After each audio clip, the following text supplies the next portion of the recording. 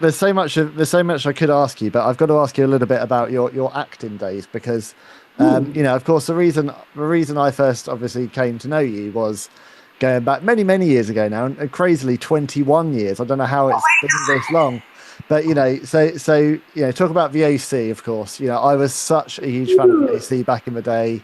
I must have rewatched that box set countless times since it finished. But your character, my wife and I said this quite a lot at the time when we used to watch it. Like, when Taylor Townsend kind of first burst on the scene, you're a late addition, but you were such a kind of wonderful breath of fresh air and vitality to that show, and real warmth as well.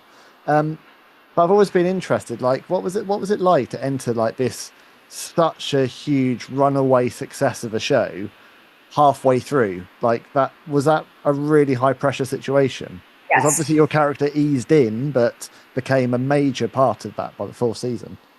Yeah. It was really scary. I think um, it's weird because a lot of times when we get what we want, there's a lot of stuff that comes up for us. Most of us are used to being like, that's the thing that I want, and it's ahead of us, and we actually like protect ourselves so that we never get the thing that we want. Because when you get the thing that you want, all your shit comes up. Yeah. All your stuff comes up to the surface because you're expanding. So everything that's been outside of, like, if I'm for the pod people at home, I have a small circle with my arms. If this is like my usual comfort zone, right, to step into the thing I really want, now I have a big circle with my arms.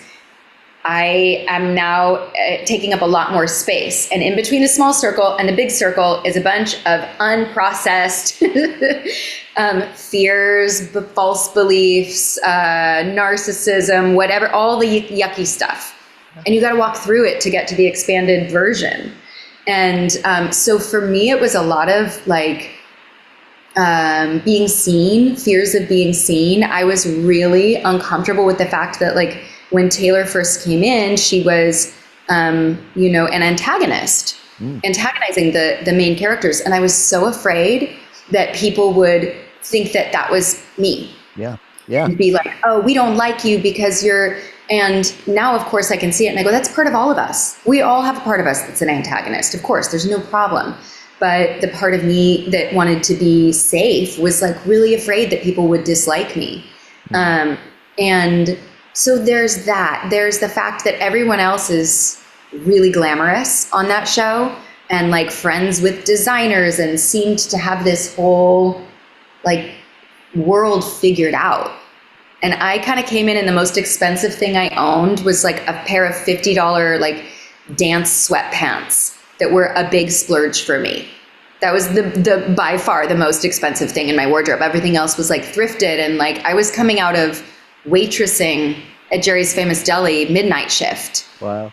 And this entire world was suddenly I was in it, and I was just very didn't want to step on anybody's toes, didn't want to do anything wrong. And of course, the second that I stepped into the character, every time I was on set, I fly. That I feel very comfortable there. I know what I do. And but everything outside of it, it was like I was just always afraid that I was going to get it wrong, or that there. It always felt like everybody spoke a language that I didn't understand.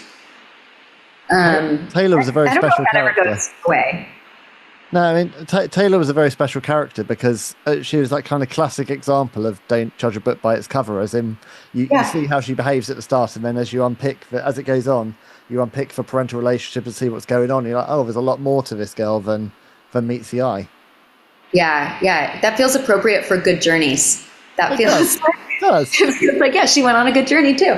Yeah, it does. Yeah, she really did. I remember when they wrote the episode where they gave her the overbearing mom, Mm, and I remember going, now, okay, because I thought I was only in there for 4 episodes, and all of a sudden, yeah, they gave her this backstory, and I was like, oh, now we can understand this person. Now she's become multidimensional. yeah, Now we can have compassion for her. yeah. And then she ends up becoming a huge part of the final season and the finale and Oh, everything. wow. Big part of your Yeah. legacy.